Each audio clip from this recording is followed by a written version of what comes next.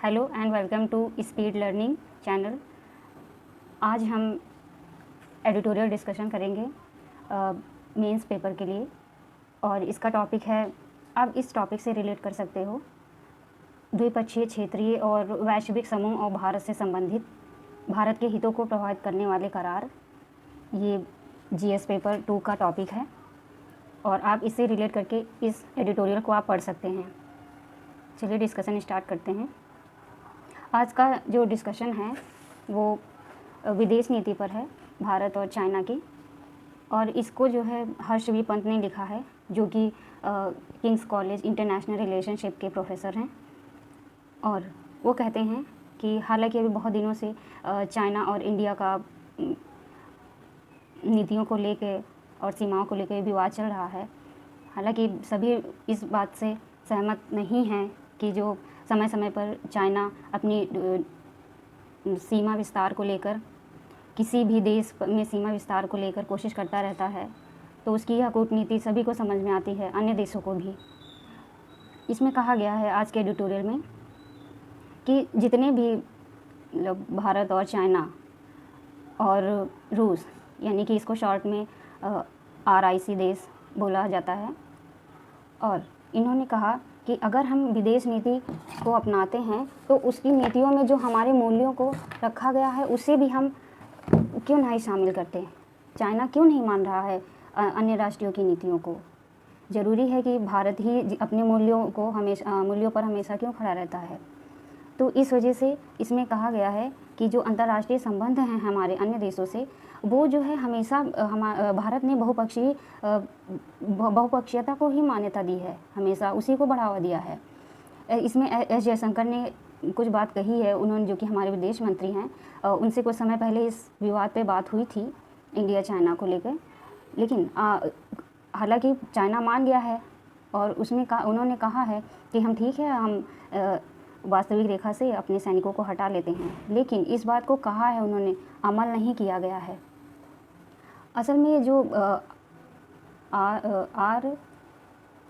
RIC मतलब कि रूस, इंडिया, चाइना, जिसको शॉर्ट में RIC बोलते हैं, ये एक विदेशी मंच है, विदेश मंत्रियों का मंच है, जिसमें ये बात होती है कि हम जो है नियंत्रण रेखा पर इन तीनों देशों के साथ मिलकर सहयोग का साथ देंगे, बट ऐसा कुछ हो नहीं रहा है।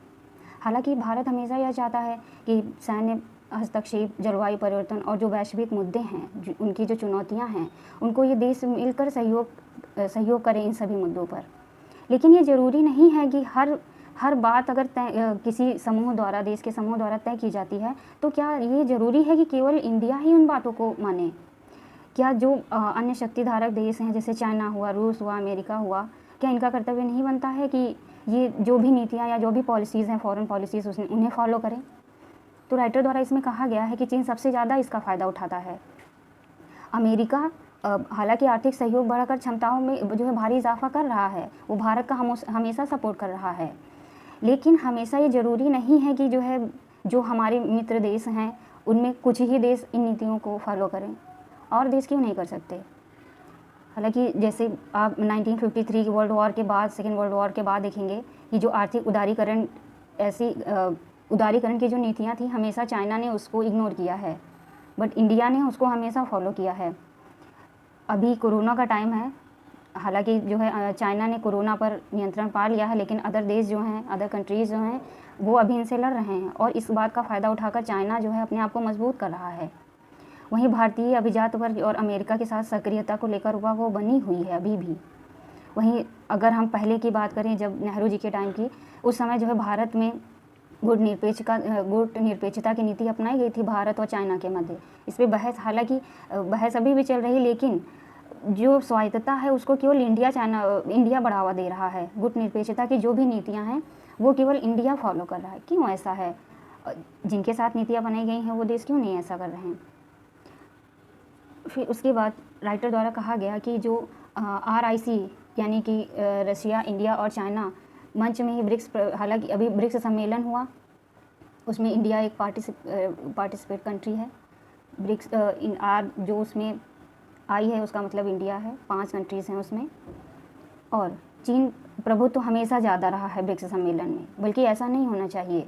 अगर हम कोई संगठन बनाते हैं किसी देश द्वारा या देशों के समूह द्वारा, तो सभी को बराबर मान्यता मिलनी चाहिए, और जो भी पॉलिसीज़ तय की गई हैं उसके तहत प्रत्येक देश को बराबर हिस्सों में सहयोगिता समानता प्रदान की जानी चाहिए। उसमें किसी पर्टिकुलर एक कंट्री जो कि अपने संसाधनों से रिच है, तो उसको बढ़ावा ही दिया जा रहा है ब्रिक्स कंट्रीज़ के अंतर्गत। ये गलत है। इससे जो है, जो अन्य देश हैं जिनके पास ऐसे आर्थिक संसाधन नहीं हैं, वो और नीचे होते जाएंगे, और जिनके पास संसाधन हैं वो और बढ़ते चले जाएंगे। तो इससे ये लगता है कि आज चीन और रूस के बीच जो रणनीतिक गठजोड़ खासा मजबूत हो चुका है, वह स्वाभाविक साझेदारी नहीं है। लेकिन वैश्विक राजनीति के इतिहास में अजब अजब घटनाएं ऐसी होती रहती हैं, तो इस वजह से मनमुटाव तो चलती ही रहती हैं। विदेश नीति की जो प्राथमिकताएं हैं, उन्हें नए सिरे से हमें परिभाषित करना होगा, और अन्य देशों के साथ जो भी हमारे संबंध हैं उनको और मजबूत करना होगा। केवल जिन देशों के पास परमाणु शक्ति, जैसे चाइना, इनके पास परमाणु शक्ति या आर्थिक संसाधन बहुत अच्छा है, तो इस वजह से चीन का दबदबा ब्रिक्स देशों पर ही ज़्यादा बना हुआ है। फिर राइटर द्वारा कहा गया है कि इसके परिणाम स्वरूप जो RIC महज जुबानी जमा खर्च का एक अखाड़ा बनकर रह गया है। यहाँ वैश्विक मुद्दों में बहुत सारी सतही किस्म के विचार विमर्श हो सकते हैं। हालिया बैठक अभी हुई है, उसमें देखा गया है, ये बैठक दिल्ली में आयोजित हुई थी, उसमें देखा गया है कि ब्रिक्स देशों में जो मजबूत कंट्रीज़ हैं उन पर ज़्यादा ध्यान दिया गया। जो अंतर्राष्ट्रीय मामलों को समकालीन वास्तविकता के साक्षात्कार की एक दरकार बनी हुई है अभी भी। वैश्विक एजेंडे, और इसमें राइटर ने कहा, वैश्विक एजेंडे को दिशा देने में RIC की जो बातें हैं, जो नीतियां हैं, RIC का मतलब यहाँ रशिया, इंडिया, चाइना की जो नीतियां हैं या जो फॉरेन पॉलिसीज़ हैं, इंटरनेशनल इश्यूज़ हैं, उनको मिल के एक दूसरे का सहयोग करके ही इसे हम आगे बढ़ा सकते हैं। तभी हम एक दूसरे की हेल्प कर पाएंगे। हालांकि चाइना इतना वेल डेवलप है, वो किसी भी संधि को जल्दी मानता नहीं, लेकिन यहाँ पे बात हो रही है किसी भी देश के सीमाओं पे हस्तक्षेप की, जिसका जो है चाइना कभी माना ही नहीं इस बात को कि ये अन्य देश की सीमा रेखा है, उस पर interference, this is not impossible. But हमेशा जो है चीन ने इस पॉलिसी को इग्नोर किया है। अन्य देशों के मामलों में हस्तक्षेप करने की उसकी जो पॉलिसी प्राचीन समय से ही चली आ रही है। और इसमें S जयशंकर, जो कि हमारे विदेश मंत्री हैं, उन्होंने बहुत अच्छा काम किया कि उन्होंने कहा कि एक समानता प्रदान करनी चाहिए। बिना हस्तक्षेप के हम क्लाइमेट चेंज और वैश्विक व्यापार जैसी चुनौतियों से निपटने के एक दूसरे का सहयोग देना बहुत आवश्यक है। उन्होंने ये भी कहा कि हालांकि जो है USA अपने मामले की दरकार को बात नहीं, मतलब इंडिया हमेशा जो इंडिया की हेल्प करता रहता है। और वो ये भी S जयशंकर ने ये भी कहा कि आर्थिक उदारीकरण पर जो अमेरिका के साथ भारतीय और US के जो परमाणु शक्ति हैं या आर्थिक उद्देश्यों से लेकर जितने भी मंच तैयार किए गए वो बहुत ज़रूरी हैं। इन व्यापार से जो है भारत और अमेरिका के संबंध और मजबूत हुए हैं। और कोरोना टाइम में तो इंडिया ने जो भी सहयोग की, उससे तो इंडिया की और ज़्यादा वैल्यू बढ़ गई है। और कोरोना का लाभ उठाकर चीन ने जो ट्रेड वॉर शुरू किया है या जो हस्तक्षेप की नीति शुरू की है सीमाओं पर इंडिया के, वो उसकी कोई नई नीति नहीं है। इससे पहले भी उसने कई बार ऐसा किया है। भारत ही नहीं, अन्य देशों के साथ भी उसने ऐसे ही किया है। पर ये नीतियाँ कहाँ तक उसके अपने आप, वो उसकी खुद की नीतियाँ ही उसे अपने आप नज़रों में गिरा रही हैं। क्योंकि हाल ही में ये देखा गया है कि जो चाइना की नीतियाँ हैं, जो वहाँ के राष्ट्रपति की नीतियाँ हैं, उनसे वहाँ के देश संतुष्ट नहीं हैं और विरोध चल रहा है। तो ज़रूरी नहीं कि हो सकता है कि हम जो वहाँ के राष्ट्रपति कर रहे हों, उनसे उनके देश में निवास करने वाली लोकतांत्रिक व्यवस्था पर असर ना पड़ता हो। क्यों नहीं, ज़रूर असर पड़ता होगा। और बल्कि चाइना को अभी ये करना चाहिए कोरोना टाइम में कि जो देश हैं, अभी जो RIC ये 3 देश हैं, बहुपक्षीय स्वरूप को और सुधारने में सक्रियता से सहयोग देना चाहिए। लेकिन ऐसा चाइना नहीं कर रहा। रूस और इंडिया अपने मूल्यों पर खड़ा है, लेकिन चाइना ने अपनी पॉलिसी बना रखी हैं और वो जो है अपना हित सोच रहा है केवल। और वहीं राइटर द्वारा सुझाव दिया गया है कि कोई विशेष लाभ नहीं हो रहा है इससे चाइना को, बल्कि कोरोना की वजह से वैसे भी इतनी आर्थिक अशांति मची हुई है देश में, और आगे क्या हो सकता है अभी किसी ने अंदाज़ा नहीं लगाया है। कि हो सकता है किसी भी देश की बेरोज़गारी दर, आर्थिक नीतियाँ इतना लोवेस्ट में चल रही हैं कि उन्हें अपने आप को सँभालने में टाइम लगेगा अभी इस वर्ष।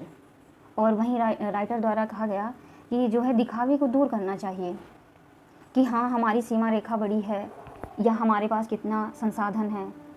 इस तरह की दिखावे को दूर करना चाहिए। और भारत ही क्यों हमेशा ऐसा करे कि वह अपने मूल्यों पर हमेशा भारत खरा उतरा है। वो किसी देश को लाभ पहुंचाने के लिए अपने मूल्यों की नीतियों को नहीं बदल सकता, क्योंकि उसकी नीतियां भारत की गलत नहीं हैं। यदि यह सीमा विवाद ठीक हो जाता है तो भारत एक बार फिर से एक वैश्विक व्यवस्था को सभी देशों को लाभ पहुंचाएगा और बहुपक्षीय व्यापार को भी वह बढ़ावा देगा। इसमें राइटर द्वारा कहा गया है कि अगर हम बहुपक्षीय नीतियों को, जैसे व्यापार क्षेत्र हुआ, आर्थिक सहयोग हुआ और अभी दवाओं से संबंधित व्यापार हुआ, अगर इन सब में हम सबको मिल के काम करना चाहिए। तो आज का था ये discussion. Thank you very much.